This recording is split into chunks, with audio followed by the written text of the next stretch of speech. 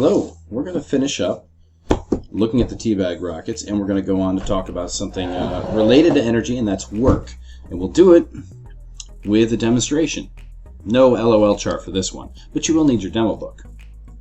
First, let's take a look at your teabag rocket explanation and chart. Okay? So remember, we had here, set the teabag on fire, what kind of energy was there, and then after the teabag blasted off, what kind of energy was there. So I saw a variety of things, but some of you actually left completely blank, which, I can't give you any credit for that. So make sure if I ask you for a chart, you got to actually try and fill out where the energy level is. All you have to do is say, all right, do I think something's moving here? And you give it a bar right here for kinetic energy. Do I think some energy stored? Bar for potential. Do I think it has to do with heat? Thermal, and then your total's got to be the total. So when the teabag caught fire, it was actually going to have a lot of energy. All right, but where was that energy trapped? Well, turns out anytime you have energy stored inside something that takes a little bit of a chemical reaction, like burning, to release, that is chemical potential energy. So you set it on fire, there's going to be chemical potential energy there, and obviously thermal because it's burning. When it blasted off, remember the total amount of energy doesn't really change. When it blasted off, what happened is the teabag, what was left of the teabag, was moving very, very quick. So now there's kinetic energy. It's hot because it's on fire. Most of it's burning at that point. And there's a little bit of potential because as long as it's still burning, it still has some stored energy. All right, and there was our teabag rocket. But what do you do in a situation where the object, that system, in this case the teabag rocket, what if it doesn't keep its energy? What if the energy is going to go someplace else or be passed on to something different? Well, that's where the idea of doing work comes in. So let's go back to my favorite example. This right here. Think about that watermelon, okay? The watermelon, right before it hits her face, has mass, it has velocity, it's got kinetic energy. Once it hits her, it no longer has that kinetic energy. Where did the energy go? It can't just disappear. Well, if you said it went into her face, you're right, and that's why we can say the watermelon did work on her face. Where did the watermelon's energy come from? That's what the catapult's for. She stretched the catapult all the way back, and when she did that, she stored elastic potential energy into these, well, they're not rubber bands, bungee cords, like large bungee cords. All right, she stored the energy in. When she let go, the energy of the bungee cords, that potential is accelerating the watermelon, giving it a whole lot of kinetic energy, and it comes right back, boom, smashes her in the face, and the energy is passed from one object to another by doing work. So keep in mind, you can't just get rid of energy. You should have this in your notes already, but the law of conservation of energy is going to say that energy can't be created or destroyed. It can only change form from one kind of energy to another, and possibly not just change form, but where it is, so that energy can go to a different form in a different object. For instance, all the energy shown here has one common source, much like the majority of the energy here on the Earth. It all started with the sun. And there's a chain of basically energy trading hands, going from one material to another, as the original energy from the sun does work on something else around us.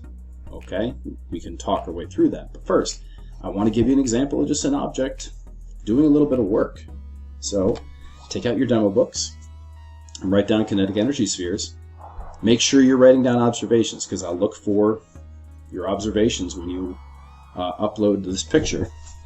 So write down your observations as well as the explanation.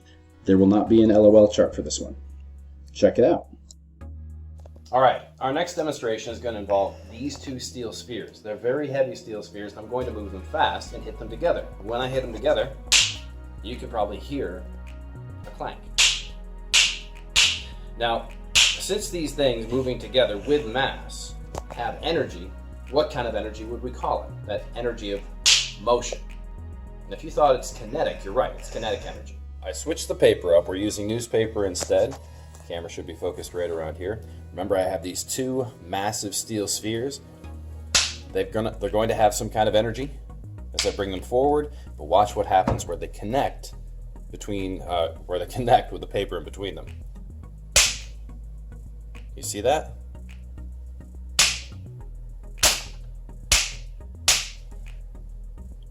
What do you smell, Logan? Do you smell Smoke. You smell smoke. All right. And do you see these holes? Yeah. All right. Let's pause that. Now what happened is we brought the spheres together and we made these holes, but the question is, how did the holes actually happen?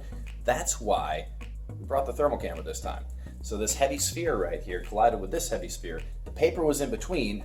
How did those holes get made? What happened with the energy? That's what the thermal camera's for.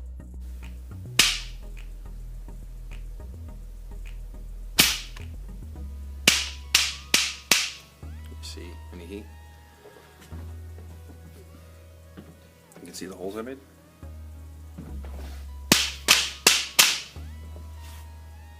Yeah, you can.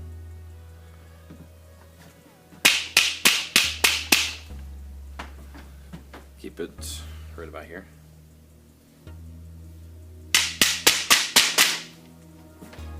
See those flares of heat?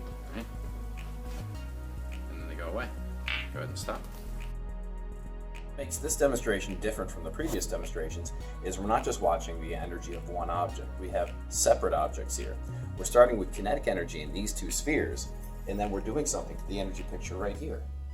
These holes occurred because we transferred energy from these onto the paper.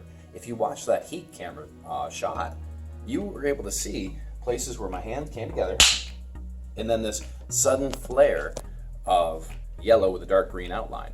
That yellow with a dark green outline was actually a place where the paper was incinerated.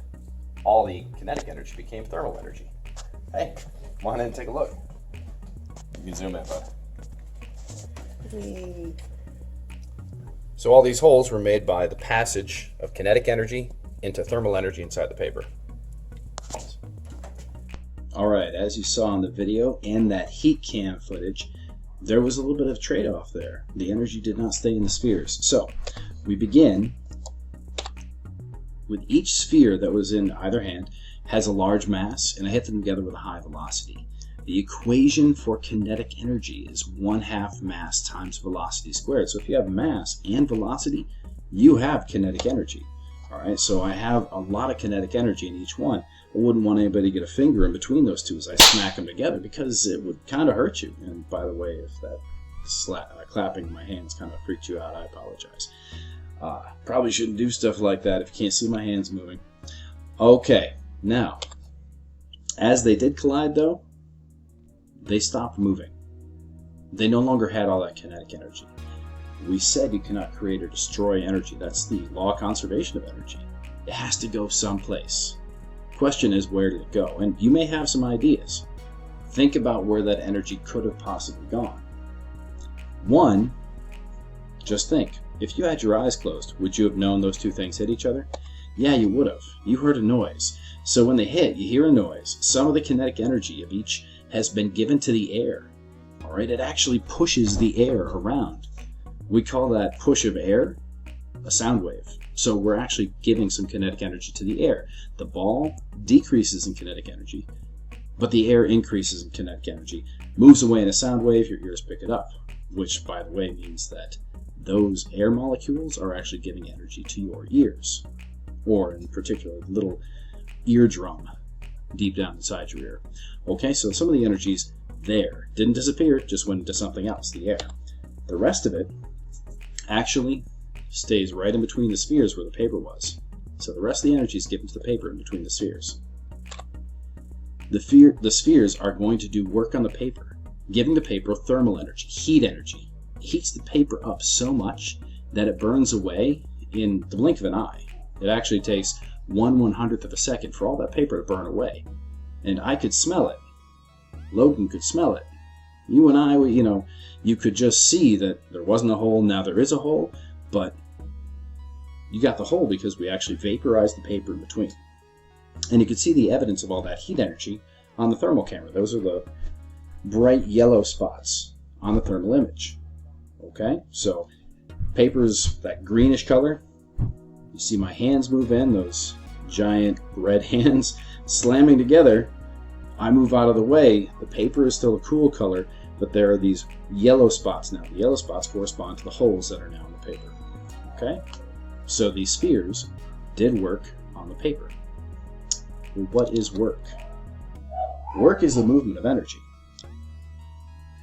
We are going to define work as movement of energy by applying a force. All right? Work.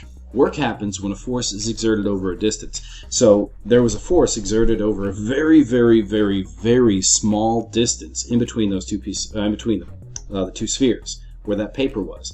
The distance was about the thickness of a hair, but all that work had to move the energy from the two spheres into the paper, which means it was not a small force. It was a huge force over a very small distance. Now, in order for work to happen, things have to move. That distance is very important. So in the case right here, this kid's trying to pick up a car. If he works as hard as he can, if he pulls with all his might, but the car doesn't move, he has not done any work.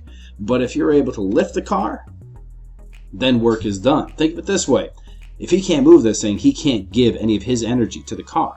But over here, if Will Smith is actually lifting this car off the ground, that means now that car has potential energy. Where did it come from? It came from him. He did work. And that is our definition of work.